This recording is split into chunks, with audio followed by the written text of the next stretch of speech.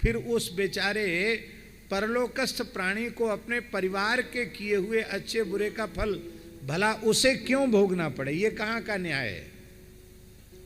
महाराज जी, उसको इसलिए भोगना पड़ता है क्योंकि उसकी अपने परिवार में आसक्ति बनी हुई है। ध्यान में आई बात? यदि वह आसक्ति के बंधन को काट डाले, माता जी, आसक्ति के बंधन को काट डाले, तो फिर कोई अच्छा करे चाहे बुरा करे, उसका उसके साथ है। उस मुक्तात्मा के ऊपर न किसी के शुभ का प्रभाव पड़ता है न किसी के अशुभ का प्रभाव पड़ता है। इसलिए सबसे अच्छी बात है जीते जी जीवन में यह अवस्था आ जाए कि हम किसी के नहीं और हमारा कोई नहीं, हम तो हमारे राम जी के और राम जी हमारे हैं। हम केवल और केवल भगवान के हैं और केवल भगवान ही मेरे हैं। ये भाव भीतर से पक्का हो जाए, सुदृढ़ हो जाए।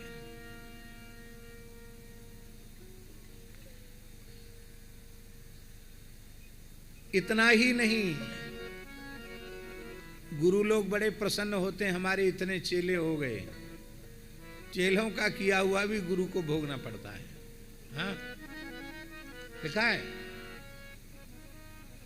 अपने मन से हम एक बात भी नहीं बोलते हैं। स्कंद पुराण में भगवान व्यास कह रहे हैं,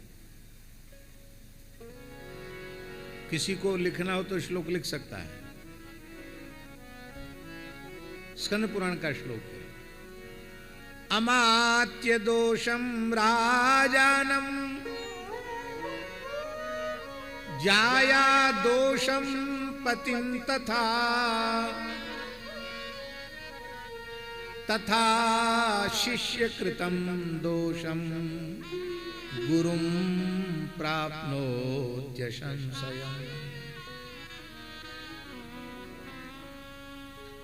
मंत्री का किया हुआ पाप राजा को भी भोगना पड़े। मंत्री को तो भोगना पड़ेगा, राजा को भी भोगना पड़ेगा। उसने भ्रष्ट व्यक्ति को, अयोग्य व्यक्ति को मंत्री क्यों बनाया? राजा की जिम्मेवारी यह है कि वह योग्यतम व्यक्ति का सचिव के रूप में, मंत्री के रूप में चयन करे। उसने अयोग्य व्यक्ति को चुना है तो यह दोष राजा को भी भोगना पड़ेगा। पत्नी के किए हुए पाप को पति को भोगना पड़ेगा, क्योंकि पति का धर्म है पातीति पति। पा धातु पालन और रक्षण दोनों के अर्थ में है। जो पालन पोषण करे और रक्षा करे उसको पति कहते हैं। इतना सुंदर देखिए, पालन पोषण माता जी दो प्रकार का है। एक तो अन्न वस्त्र आदि देकर पालन पोषण है, एक संस्कार देकर के पोषण है। तो पति का धर्म था कि वह अपनी अधिकृता पत्नी को इतने उत्तम संस्कार देता कि स्वप्न में भी उसकी बुद्धि अधर्म की ओर, पर पुरुष की ओर न जाती, व्यभिचार की ओर न जाती। ये धर्म पति का था, पर पति अपने धर्म से च्युत हो गया, इसलिए पत्नी के किए हुए पाप को पति को भोगना पड़ेगा। जाया दोषम पतिम तथा तथा शिष्य कृतम दोषम।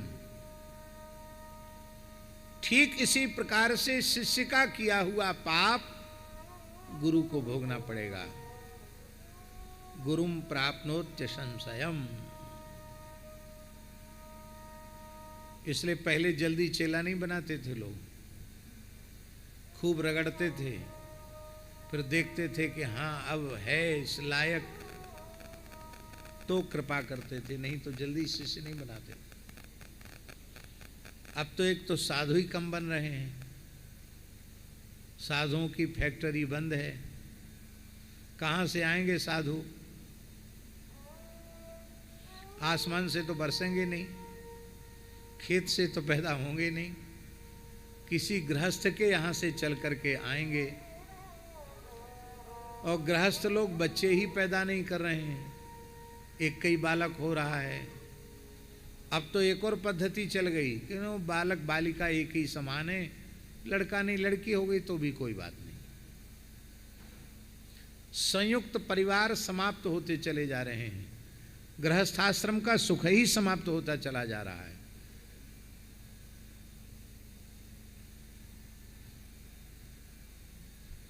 एक ही बेटा बेटी पैदा करेंगे और पढ़ने लिखने के लिए विदेश भेज देंगे, वहीं उनकी नौकरी लग जाएगी, वहीं अपने मनमाने तरीके से ब्याह कर लेंगे। अब बुढ़े माता पिता यहाँ रहो मरो जियो, तुम्हारे भाग्य पर छोड़ देंगे। कहेंगे हम बाबूजी से कुछ लेते देते नहीं हैं, उनको दे दिया, मकान सब उन्हीं के पास है। अरे भैया मकान को खाएंगे कि पिएंगे, क्या करेंगे मकान का?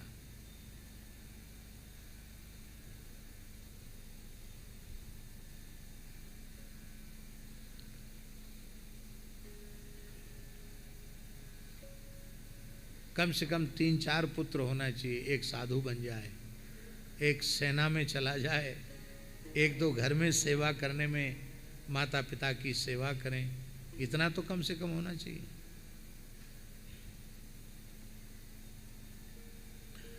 तो वैसी साधु की संख्या कम हो रही है और स्थानों में जरूरत तो रहती है मूर्तियों की। तो लोग सोचते हैं कि इसको 5-7 साल की चले, क्या इसको 5-7 दिन भी प्रतीक्षा की गई तो कोई न कोई चेला फोड़ लेगा और वो यहाँ नहीं मुड़ेगा तो दूसरी जगह जाके मुड़ जाएगा, हमारा एक मूर्ति कम हो जाएगा।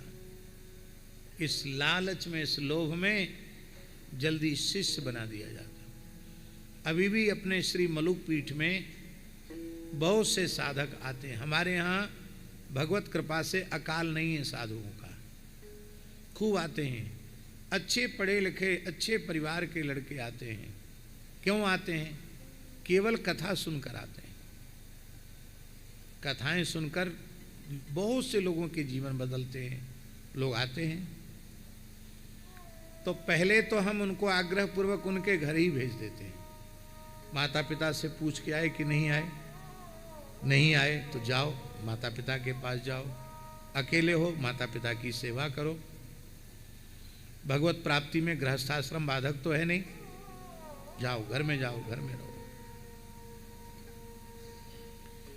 बहुत तीव्र वैराग्य है तो कहेंगे कि 1 2 साल 3 साल मलुक पीठ में रहना पड़ेगा, खाली वैष्णवी दीक्षा ले लो रहो, फिर देखेंगे तो तुमको फिर वेश दिया जाएगा। इस सामने श्यामल दास वैसे इन्हीं से पूछ लो, कितने दिन बाद तुमको वेश मिला?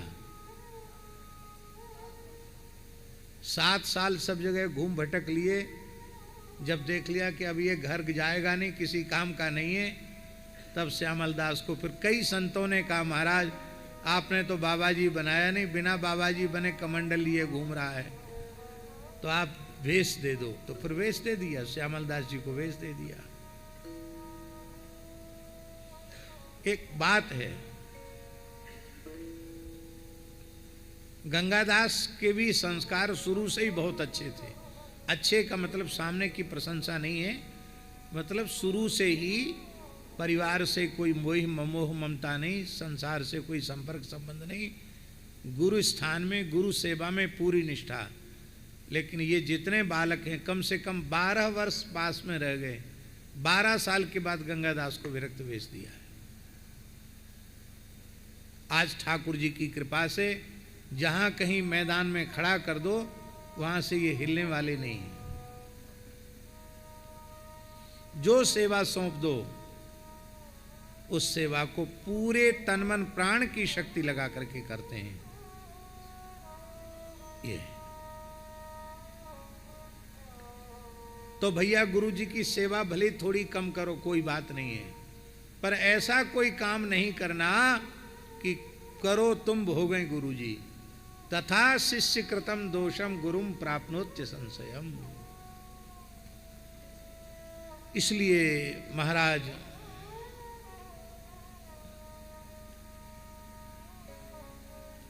ये किस बात पर आ गई ये बात? हाँ, एकांततः श्रेय, एकांतिक कल्याण, आत्यंतिक कल्याण। और आत्यंतिक कल्याण यही है, शरीर संसार के संबंध का सर्वथा विच्छेद करते हुए भगवत शरणापन्न होकर अपना शेष जीवन केवल भगवत भजन में लगा देना, इसी का नाम है आत्यंतिक कल्याण। कल्याण तो उसी दिन हो गया जिस दिन भगवान की शरण में आ गए, लेकिन शरणागत की एक जीवन शैली होनी चाहिए। वो कितने बजे सोए, कितने बजे जगे, क्या करे, झूठ बोले कि नहीं बोले, कितना जप करे, कितना ध्यान करे, कैसी सेवा करे, शरणागत के नियम भी तो हैं। आप फौज में भर्ती हो जाओ और फौज के कानून का पालन न करो, फौज का जो यूनिफॉर्म है उसको धारण न करो, आपको फौज में कोई रहने देगा? ये भी तो भगवान की फौज है, इसमें साधु साई नियम है, उठना बैठना, खाना पीना, सोना जगना, सबका नियम है। मनमाना नहीं चलेगा।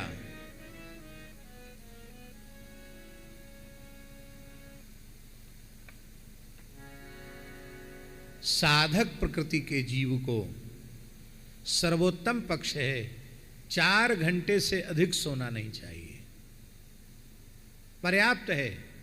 4 घंटे सोना साधक प्रकृति के जीव के लिए पर्याप्त है।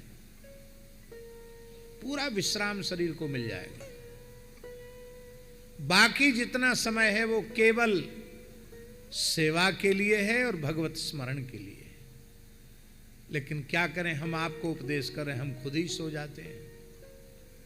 यद्यपि अन्य की अपेक्षा तो हम कम थोड़ा सोते हैं, लेकिन फिर भी सोते तो हैं।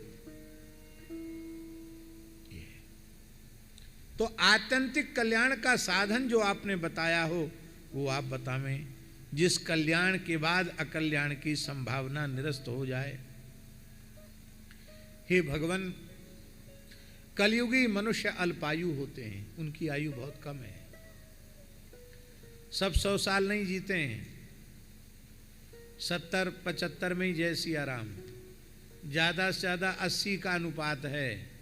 80 तक भी इस युग में कोई जी गया तो लोग कहते पूरी उम्र भोग के गए।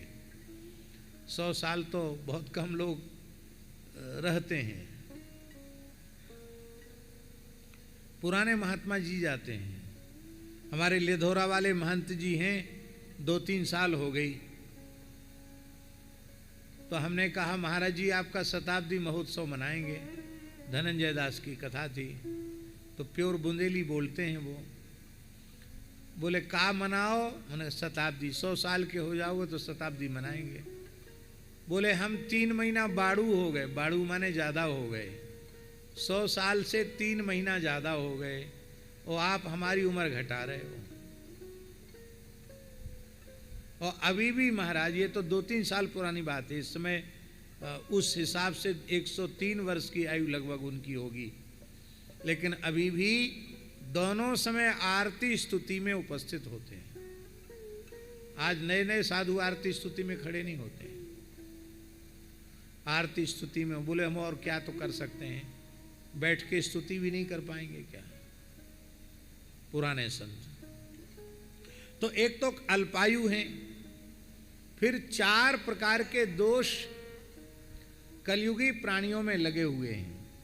आप लोगों को हमारी बात समझ में आ रही सबकी? अच्छा, ये तो अच्छी बात है। अच्छा, तब ठीक है, काशी के हैं तब तो सब समझते हैं। श्री वृंदावन बिहारी। ये कितने दोष हैं महाराज जी? पहला दोष है, गिनती कर लो, 4 दोष प्रधान गिनाए हैं। मंदाः सुमंदमतयो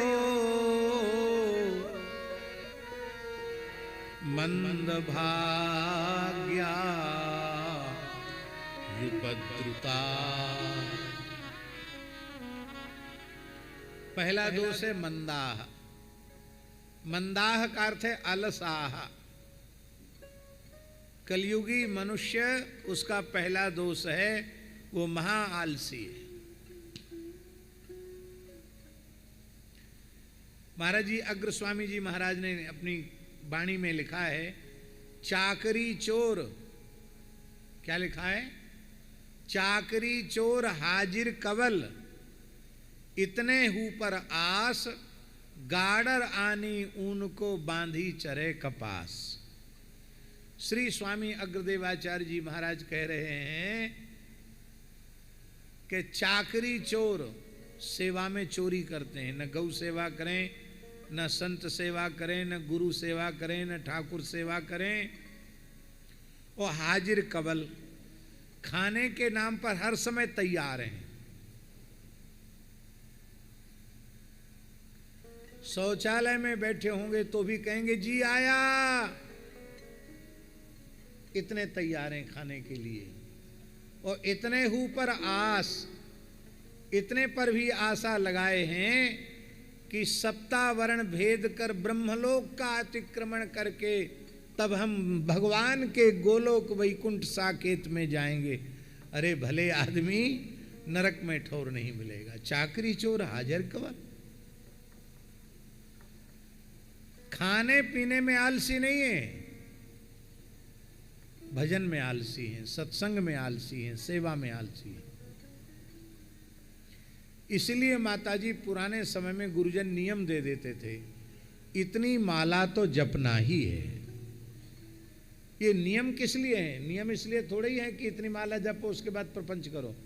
इसका अर्थ ये है कि वैसे नहीं होगा तो कम से कम इतना नियम दे दिया जाएगा तो इस नाम से तो उतनी देर बैठ जाएगा।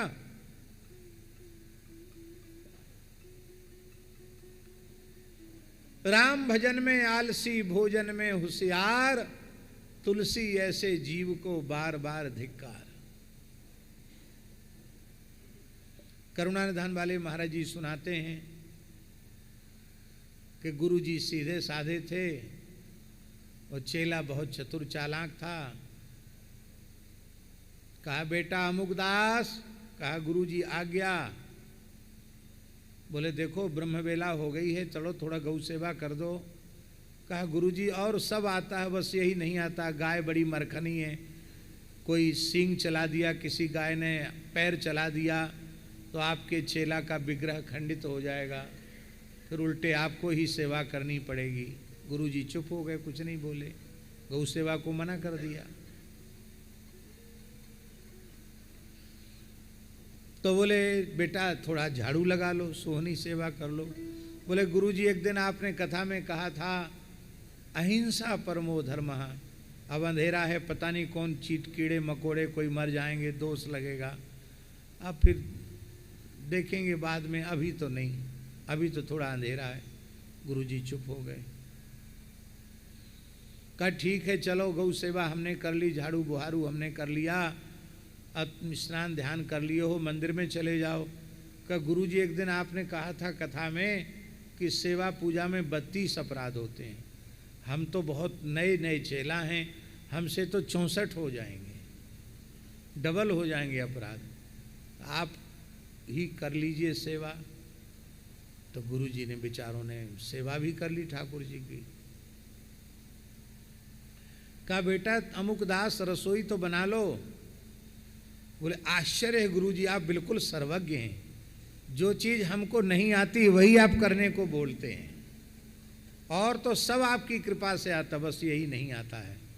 गुरुजी ने चलो रसोई भी बना ली, भोग लगा दिया। भोग लगाने के बाद बेटा माधवदास, हाँ गुरुदेव प्रसाद पालो। बोले गुरुजी आपने कहा था आज्ञा गुरुणाम अनुपालनीया, आज्ञा गुरुणाम अविचारणीया, गुरु आज्ञा में विलंब नहीं करना चाहिए, ये आखिरी आज्ञा है, इसको तो हम जरूर मानेंगे। ये हालत महाराज जी तो बहुत बढ़िया ढंग से सुनाते हैं, करुणाधाम वाले महाराज जी। ये तीसरी आज्ञा है, अब इसको कैसे गुरुजी टालें, एक दो तो टाल दिए, अभी आखिरी आज्ञा कैसे टाली जाए।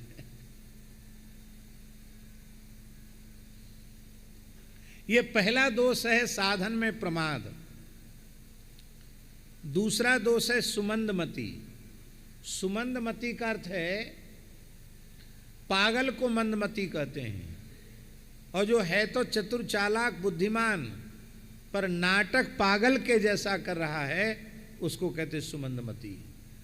हर व्यक्ति को संसार की नश्वरता का बोध है, संसार की दुखरूपता का बोध है, फिर भी उसी में अनुरक्त हो रहा है, उसी में आसक्त हो रहा है। बस एक दूसरे को समझाने के लिए ब्रह्म ज्ञान की लंबी चौड़ी बातें झाड़ रहे हैं, अपने व्यवहार में अपना ज्ञान कोई नहीं उसका आदर करता है। इसी दोष का नाम है सुमंदमती। तीसरा दोष है जो कलयुगी प्राणियों के कल्याण में बाधक है, उस दोष का नाम है मंदभाग्य। मंदभाग्य।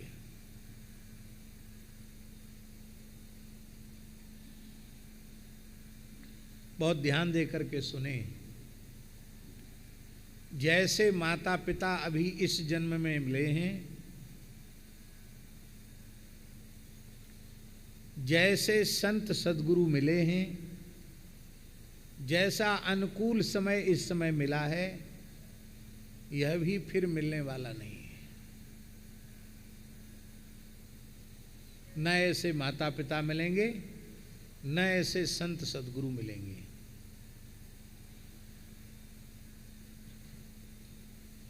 इस भयंकर कलिकाल में हम लोगों ने अनेक भगवत प्राप्त संतों का दर्शन किया, उनकी चरण सन्निधि का लाभ प्राप्त किया।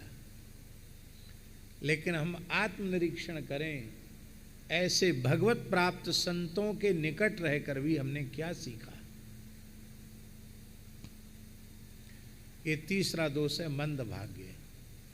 महापुरुषों के निकट रहकर भी अपने व्यवहार में, अपने स्वभाव में, अपने आचरण में परिवर्तन न लाना, ये मंदभाग्य। जो न तरे भव सागर नर समाज अस पाए, सो कृत निंदक मंदमति आत्मा हन गति जाए। ये मंदभाग्य।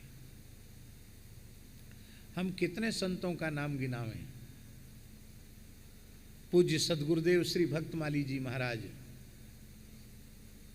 सारा जीवन एक रस व्यतीत कर दिया। यद्यपि सम नहीं रागन रोसु, गहीन पाप पुण्य गुण दोषु, कुछ नहीं, सारा जीवन असंग। और दास को तो स्मरण नहीं कि कभी किसी की बुराई उनके मुख से सुनी हो। और पूज्य श्री करुणानिधान वाले महाराज जी तो 1955-56 में गंगा सागर में मिले थे, तब से लेके अंतिम क्षण तक संग मिला। कभी किसी की बुराई भलाई महाराज जी की वाणी से सुनी? कभी नहीं। जो निंदा के योग्य है उसकी भी निंदा वो नहीं करते थे। सब में गुण ही देखते थे, दोष किसी में नहीं देखते थे। पूज्य बाबा ठाकुरदास जी कहते थे कि कम से कम 50 वर्ष पूर्व पूज्य पंडित श्री गया प्रसाद जी महाराज ने कह दिया था महाराज जी के बारे में, भक्तमाली जी के बारे में, कि मैं विनय भगवत प्राप्त संत मानू हूं। ये पंडित जी ने कहा था, बाबा श्री ठाकुरदास जी कहते थे। और हमारे अपने विश्वास के अनुसार महाराज जी जीवन मुक्त भगवत प्राप्त महापुरुष थे। मेरे लिए तो वे साक्षात श्री रघुनाथ जी के ही स्वरूप में थे। हम तो ऐसा ही अनुभव करते हैं कि हमको उतने वर्षों तक प्रत्यक्ष साक्षात अपने आराध्य श्री रघुनाथ जी के चरण कमल ही गुरुदेव के रूप में मिल गए। ऐसा अद्भुत अनुपम जीवन था। राम जी के जितने सद्गुण हैं वो सब पूज्य श्री महाराज जी में दिखाई पड़ते थे।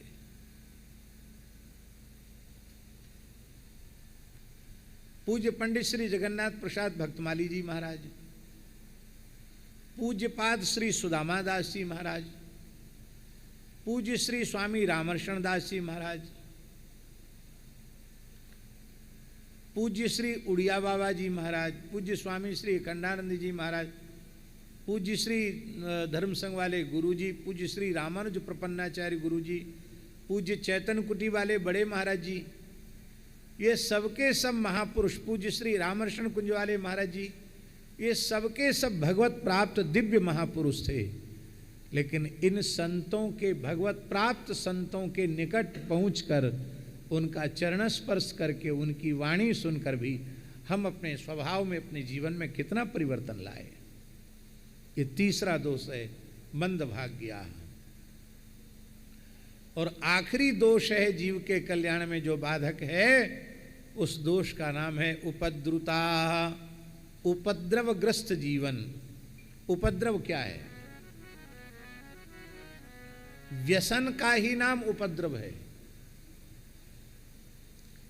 ये व्यसन केवल भांग, अफीम, धतूरा और गांजा, चरस और क्या क्या भगवान जाने होती, यही सब नशा नहीं होता है। ये व्यसन नहीं है। बहुत खाना, बहुत सोना, बहुत बकबक करना, ये भी व्यसन है। बहुत प्रपंच में रहना, ये भी व्यसन है। इन्हीं व्यसनों का नाम है उपद्रव। व्यसन उस चीज का नाम है जो भगवत सेवा में, भगवत भजन में बाधक बनता है, वो व्यसन है। जो हमें हमारे भीतर मादकता पैदा कर देता है, वो व्यसन है।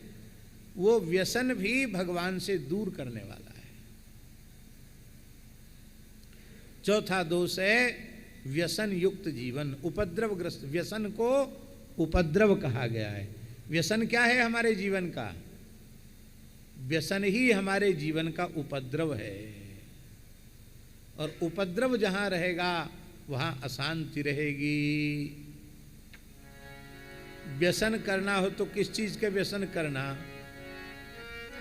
आशा बसन व्यसन यह तीनई।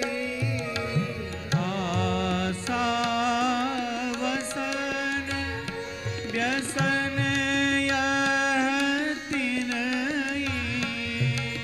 रघुपति चरित होए नित सुनई। रघुपति चरित होए सुनई। भगवान के चरित्र का श्रवण, इसका व्यसन हो जाए, कथा सुनने का व्यसन हो जाए, नाम जप का व्यसन हो जाए, कीर्तन करने का व्यसन हो जाए, निष्काम भाव से, भगवत भाव से गौ ब्राह्मण संत इनकी सेवा का व्यसन हो जाए, तो सारे व्यसनों से मुक्ति मिल जाएगी। हे भगवान, मनुष्य के अंतःकरण की शुद्धि केवल भगवत चरित्रों के श्रवण से ही संभव है, और कोई दूसरा साधन नहीं है।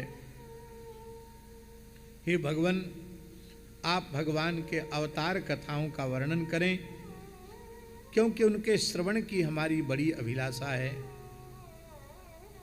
सूत जी ने कहा कि आप तो कई बार सुन चुके हो, फिर क्यों सुनना चाहते हो?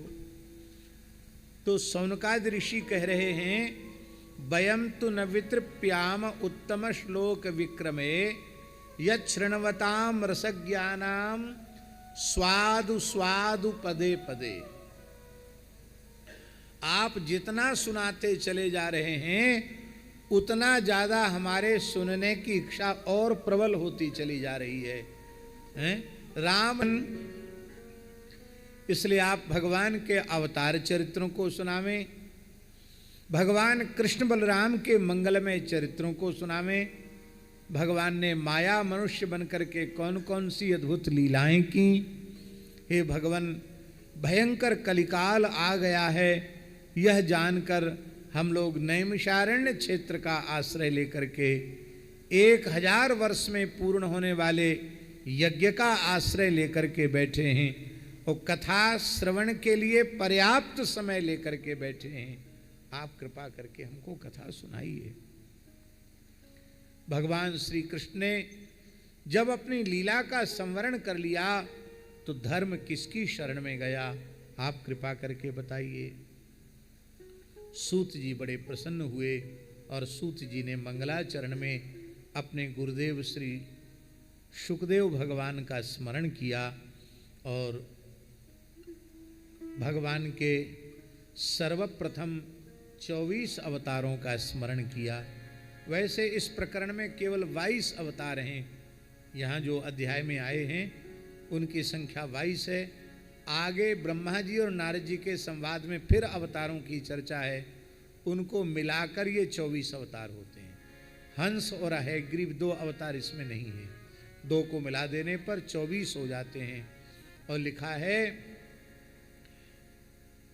ऋषयो मनवो देवाः मनुपुत्राः महूजसः कलाः सर्वे हरेरिव सब प्रजापतिस्तथा एते चांस कलह पुंसः कृष्णस्तु भगवान स्वयं इंद्रारि व्याकुलम लोकम मृडयन्ति युगे युगे।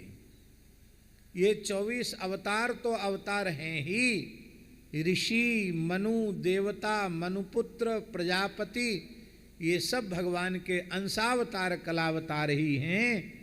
किंतु भगवान श्री कृष्ण को अंशावतार कलावतार मत समझ लेना।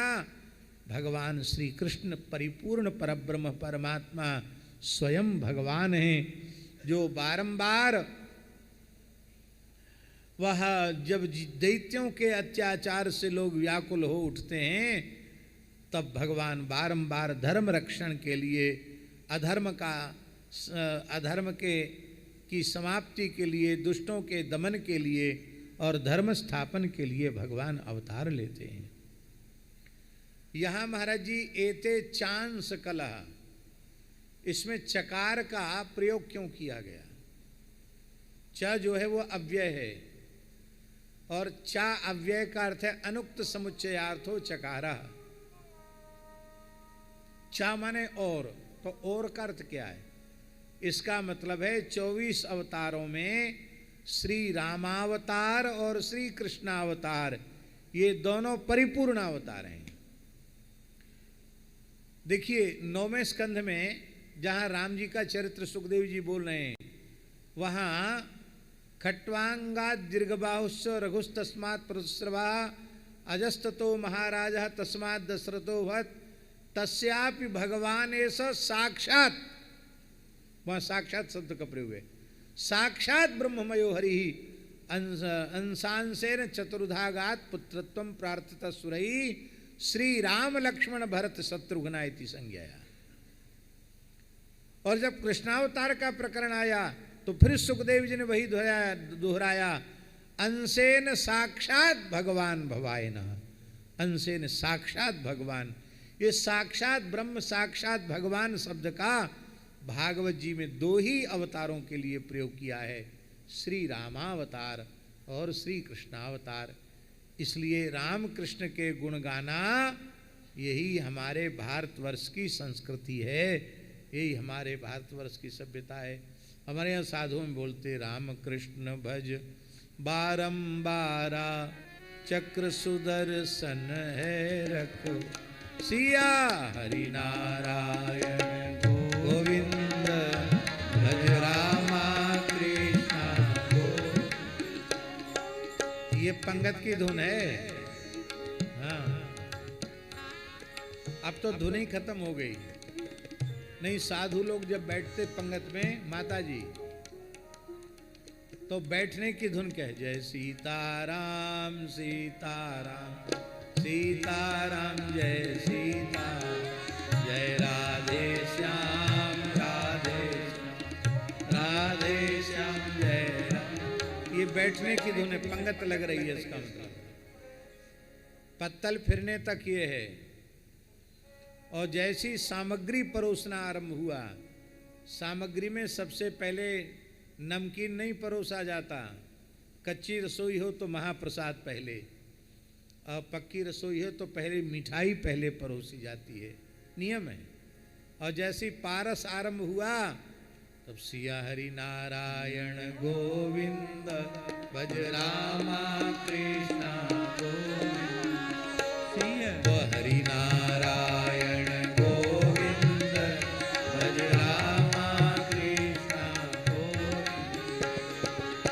बोलो संतो हरि हरि मुख पर मुरली अधर धरि, सिया हरि नारायण गोविंद भज रामा कृष्ण गोविंद।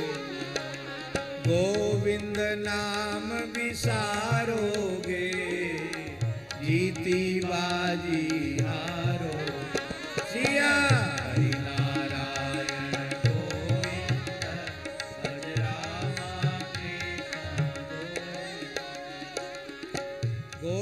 गोविंद गाओगे, प्रेम पदारथ पाओगे। सिया हरि नारायण गोविंद भज रामा कृष्ण गोविंद। हाथ में लड्डू मुख में पान, 12 बरस के वीर सिया हरि नारायण गोविंद भज रामा कृष्ण गोविंद। राम नाम लड्डू, गोपाल नाम खीर, हरि को नाम मिश्री आए घोर घोर। सिया नारायण गोविंद भज रामा कृष्ण गोविंद। राम कृष्ण भज बारंबारा, चक्र सुदर्शन है रखवार। सिया हरि नारायण गोविंद भज रामा कृष्ण गोविंद।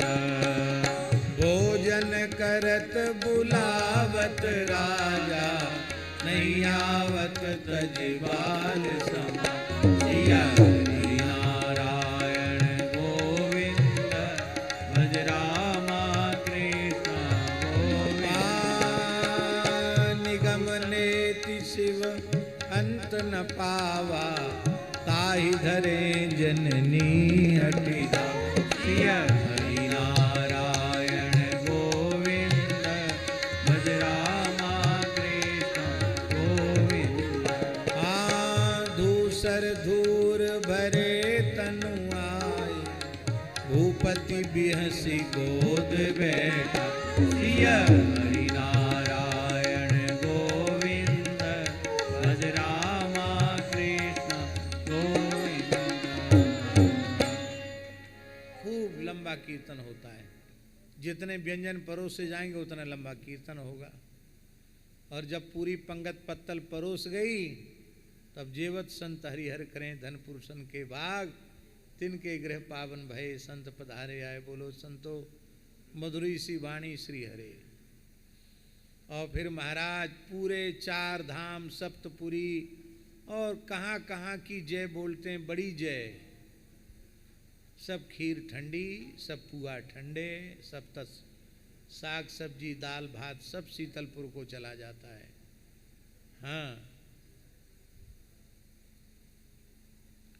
ये हंसने की बात नहीं है, ये ठंडा खाना ही साधक का धर्म है। बहुत उष्ण तीक्ष्ण खाना ये साधक के लिए वर्जित है। ये नहीं कि तवा पे से खिली हुई रोटी आए और खाओ, ये क्या करें, ये बहुत दोष की बात है। अर्ध पाक भगवान को निवेदित नहीं करना चाहिए।